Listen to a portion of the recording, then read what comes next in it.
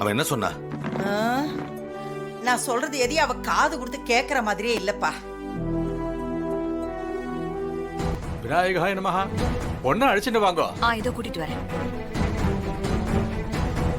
ஐயோ 2 மணி நேரம் ஆயிடுச்சா? ஓம் விநாயகாய நமஹ. ஓம் கௌரி புத்ராய நமஹ. ஓம் கணேஸ்வராய நமஹ. ஓம் ஸ்கந்தாகிருதாய நமஹ. ஓம் அவ்யயாய நமஹ. ஓம் பூதாய நமஹ.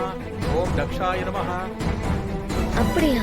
ஆமா, அப்பயே எடுத்துட்டு வந்தாச்சு. ரேவதி, முகூர்த்தத்துக்கு நேரம் ஆயிடுச்சுன்னு ஐயர் கூப்பிடுறாரு, போலாமா? நீங்க போங்க சித்தி, நான் கூட்டிட்டு வரேன். சரி, சீக்கிரம் கூட்டிட்டு வந்துருங்க. போலாமா ரேவதி?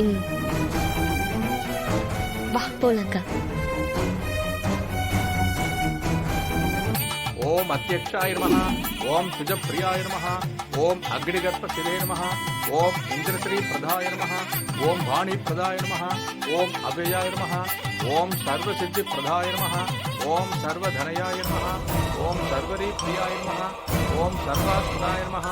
ஓம் சிஷ்யகர்த்தே நமஹ. ஓம் தேவாய நமஹ. ஓம் அநேகாட்சிதாய நமஹ. சபைக்கு நமஸ்காரம் பண்ணிக்கோமா. வந்திருக்கிறவா எல்லாருக்கும் நமஸ்காரம் பண்ணிக்கோ.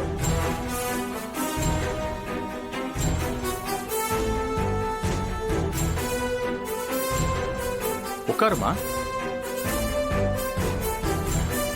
மாமா அங்க பாருங்க மாப்பிள்ள, ரேவதியை கூட்டிட்டு வந்து மனைமேடையில உட்கார வச்சுட்டாங்க.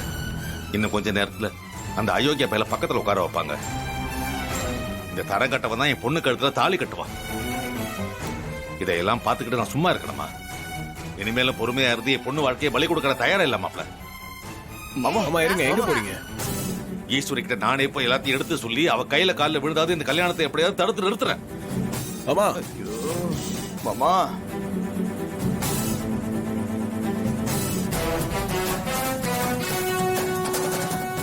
ஓம் சுத்தாய நமஹ. ஓம் புத்தி பிரியாய நமஹ.